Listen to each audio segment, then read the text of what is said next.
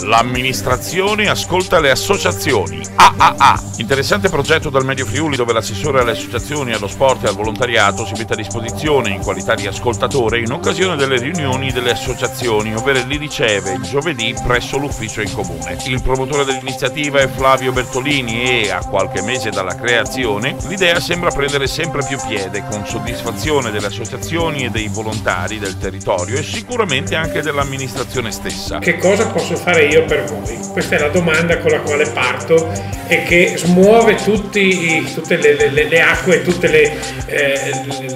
le voglie di dire che hanno questi amici. Noi abbiamo lavorato insieme per anni per cercare di affinare queste relazioni, quindi di fare in modo che tutte le associazioni si conoscano, si interscambino qualsiasi cosa e quindi lavorino insieme.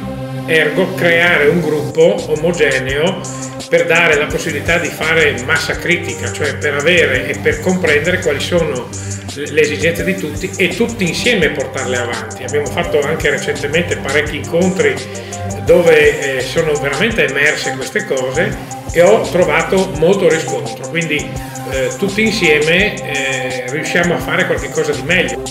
Allora, in merito al discorso delle sedi, quindi parliamo del locale più importante che abbiamo come sedi associative ed è l'ex Casa dello Studente di Via Friuli.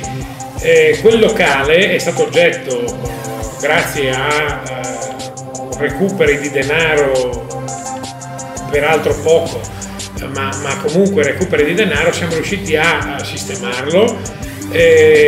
Ho forzato la mano per creare alcune stanze in più con delle semplici pareti di cartongesso e quindi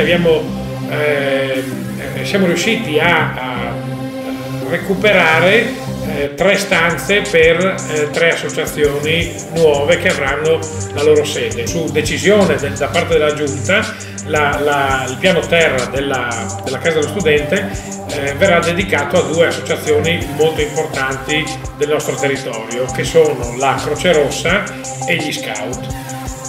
Stiamo ultimando e condividendo con queste associazioni la convenzione da sottoscrivere per dedicargli questi locali. Quindi credo che il ragionamento fatto per esempio sulla Croce Rossa sia un ragionamento sensato, cioè la mettiamo in una postazione innanzitutto il piano terra molto comoda per loro per ovvi motivi logistici, ma soprattutto la mettiamo in un polo scolastico e un polo sportivo molto importante, quindi ce l'abbiamo a un passo da situazioni e zone frequentatissime, in particolare da ragazzini e da bambini, quindi quello è fondamentale. L'altra associazione molto importante, che sono gli Scout, finalmente grazie a questa amministrazione trova una sede molto importante, sede che cercava da molto tempo.